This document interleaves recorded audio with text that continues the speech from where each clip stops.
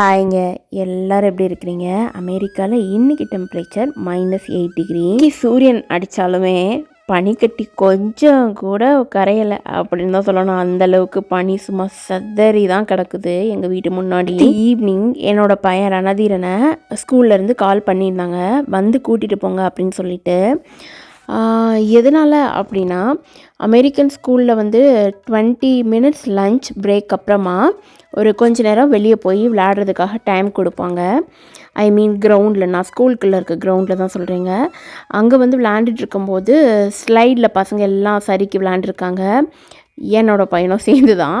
இந்த மாதிரி டைமில் ஸ்னோ கொஞ்சம் செகண்ட் டே தேர்ட் டேலாம் ஆகும்போது ரொம்பவே ஐஸ் ஸ்கேட்டிங் மாதிரி வழுகிற மாதிரி ரொம்ப இருக்கும். நார்மலாக ஃபர்ஸ்ட் டே விழுற ஸ்னோ வந்து ரொம்ப சாஃப்டாக பூ போல் இருக்கும்.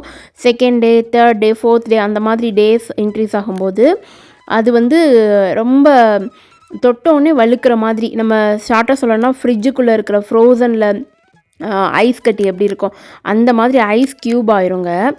அந்த மாதிரி ஸ்லைடில் வழுக்கி விளையாடும்போது லைட்டாக நாடியில் வந்து லைட்டாக ஸ்க்ராட்ச் ஆயிடுச்சு. ரொம்ப மைல்டு ஸ்க்ராச்சஸ் தான். ஸ்கூல்லேருந்து நல்லா கால் பண்ணியிருந்தாங்க.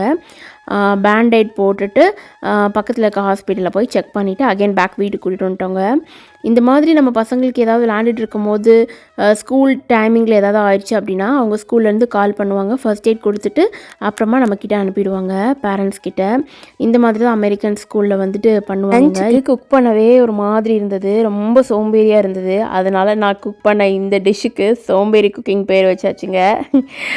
பாசிப்பயிறு எல்லாமே இன்ஸ்டண்ட்டாக என்னென்ன என் ஃப்ரிட்ஜில் இருக்கோ அதை எல்லாத்தையும் சேர்த்து போட்டு ஒரு புளிக்குழம்பு மாதிரி ரெடி பண்ணியாச்சு.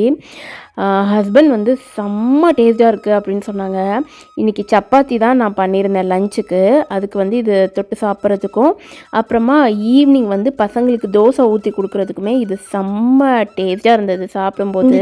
இந்த டிஷ்ஷு வந்து ட்ரை பண்ணணும் அப்படின்னு நினச்சிங்கன்னா நான் என்னென்ன ஆட் பண்ணியிருக்கேன் அப்படிங்கிறது எல்லாமே ஷேர் பண்ணியிருக்கேன் வீடியோவில். ஏதாவது ஒரு நாள் சமைக்கவே போர் அடிக்குது அப்படின்னு நினைக்கிற டைமில் இந்த டிஷ்ஷை கண்டிப்பாக ட்ரை பண்ணி பாருங்கள். பிடிச்சிருந்தா ஷேர் பண்ணுங்கள், அப்படியே சேவ் பண்ணி வச்சுக்கோங்க. டுமாரோ போடுற சப்ஸில் மீட் பண்ணலாங்க.